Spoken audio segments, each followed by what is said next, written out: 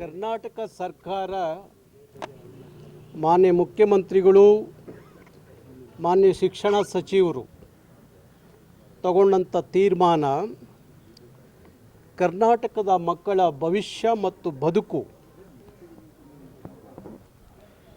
ಅದನ್ನು ಮನಸ್ಸಲ್ಲಿ ಇಟ್ಕೊಂಡು ಐತಿಹಾಸಿಕವಾದಂಥ ತೀರ್ಮಾನವನ್ನು ಕರ್ನಾಟಕ ಸರ್ಕಾರ ತಗೊಂಡಿದೆ.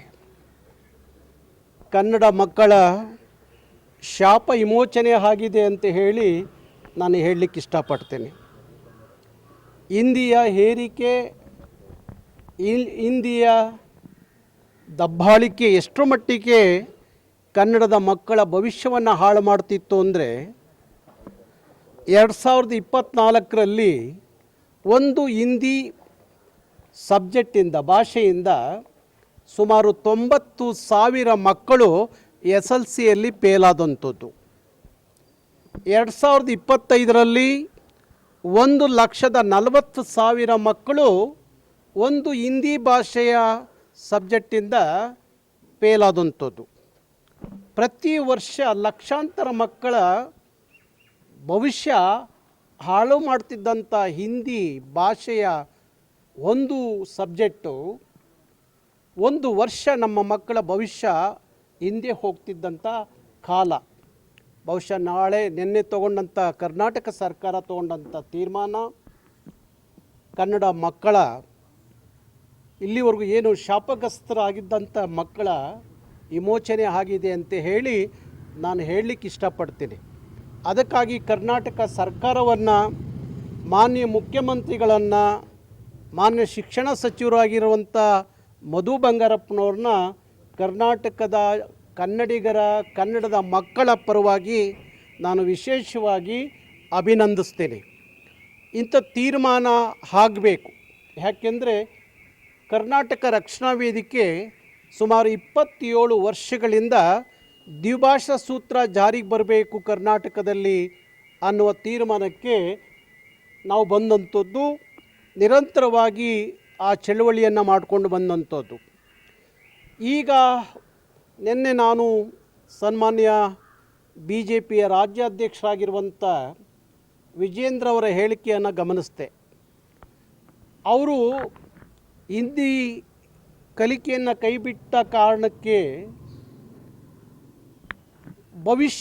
ಕನ್ನಡದ ಮಕ್ಕಳ ಭವಿಷ್ಯದ ಬಗ್ಗೆ ಮಾತಾಡಿದ್ದಾರೆ. ಯಾವ ಹಿಂದಿಯಿಂದ ಕನ್ನಡದ ಮಕ್ಕಳ ಭವಿಷ್ಯ ಹಸನಗೊಂಡಿಲ್ಲ, ಬದುಕನ್ನು ಹಿಂದಿ ಕಟ್ಟಿಕೊಟ್ಟಿಲ್ಲ, ಅದನ್ನು ವಿಜೇಂದ್ರ ಅವರು ಅರ್ಥ ಮಾಡಿಕೊಳ್ಳಿ. ಹಿಂದಿಯ ಭಾರತ ಅಲ್ಲ, ಭಾಷಾ ಆಧಾರಗಳ ಮೇಲೆ ಭಾರತದ ಒಂದು ಒಕ್ಕೂಟ, ಭಾಷೆಗಳ ಒಳಗೊಂಡಂಥದ್ದೇ ಒಂದು ರಾಜ್ಯಗಳು, ಆ ರಾಜ್ಯಗಳ ಒಕ್ಕೂಟವೇ ಭಾರತ ಅನ್ನೋದು ಪರಿಕಲ್ಪನೆ ಅಧ್ಯಕ್ಷರಿಗಿದ್ದರೆ ಒಳ್ಳೆಯದು.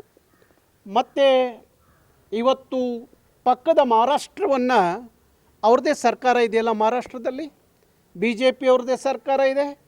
ಅಲ್ಲಿ ತ್ರಿಭಾಷಾ ಸೂತ್ರವನ್ನು ಕೈಬಿಟ್ಟು ದ್ವಿಭಾಷಾ ಸೂತ್ರವನ್ನು ಜಾರಿಗೆ ತಂದ್ರಲ್ಲ, ಯಾಕೆ ಅವರಿಗೆ ಪಾಠ ಹೇಳಲಿಲ್ಲ ವಿಜೇಂದ್ರ ಅವರು ಮತ್ತು ಅವರ ಪಕ್ಷದ ವರಿಷ್ಠರು ಯಾಕೆ ಪಾಠ ಹೇಳಲಿಲ್ಲ?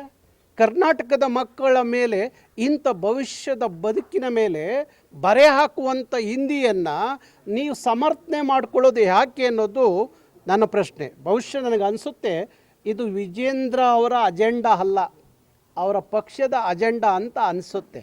ಹಾಗಾಗಿ ಸನ್ಮಾನ್ಯ ಯಡಿಯೂರಪ್ಪನವರು ಭಾರಿ ದೊಡ್ಡ ಕನ್ನಡದ ಅಭಿಮಾನ, ಕಾಳಜಿ, ಪ್ರೀತಿಯನ್ನು ಇಟ್ಕೊಂಡವರು, ಕನ್ನಡದ ಮಕ್ಕಳ ಭವಿಷ್ಯದ ಬಗ್ಗೆ ಮಾತಾಡ್ತಿದ್ದಂಥವ್ರು.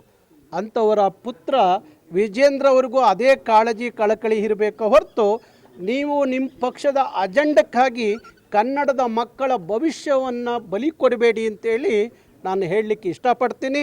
ಹಾಗಾಗಿ ಕರ್ನಾಟಕ ಸರ್ಕಾರದ ತೀರ್ಮಾನವನ್ನು ಇಡೀ ಕನ್ನಡಿಗರು ನಾವು ಅಭಿನಂದಿಸ್ತೀವಿ. ಹಾಗೆ ನಾನು ಮುಖ್ಯಮಂತ್ರಿಗಳಲ್ಲಿ ಮತ್ತೊಮ್ಮೆ ಮನವಿ ಮಾಡ್ತೀನಿ, ದ್ವಿಭಾಷಾ ಸೂತ್ರ ಜಾರಿಗೆ ಬರಬೇಕು. ಬೇಗ ದ್ವಿಭಾಷಾ ಸೂತ್ರವನ್ನು ಕರ್ನಾಟಕದಲ್ಲೂ ಜಾರಿಗೆ ತರುವಂಥದ್ದು ಆಗಬೇಕು. ಅದಕ್ಕಾಗಿ ನಮ್ಮ ಚಳುವಳಿ ಮತ್ತೆ ನಾವು ಪ್ರಾರಂಭ ಮಾಡ್ತಾ ಇದ್ದೀವಿ. ಕರ್ನಾಟಕದಲ್ಲಿ, ಇಡೀ ರಾಜ್ಯದಲ್ಲಿ ದ್ವಿಭಾಷಾ ಸೂತ್ರ ಜಾರಿಗೆ ಬರಬೇಕು ಅನ್ನೋ ಆಂದೋಲನಕ್ಕೆ ಕರ್ನಾಟಕ ರಕ್ಷಣಾ ವೇದಿಕೆ ಮುಂದಾಗುತ್ತೆ.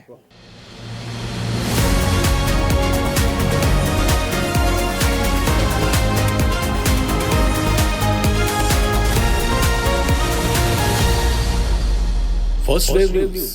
ನಿಮ್ಮ ದಾರಿ ನಮ್ಮ ಜವಾಬ್ದಾರಿ.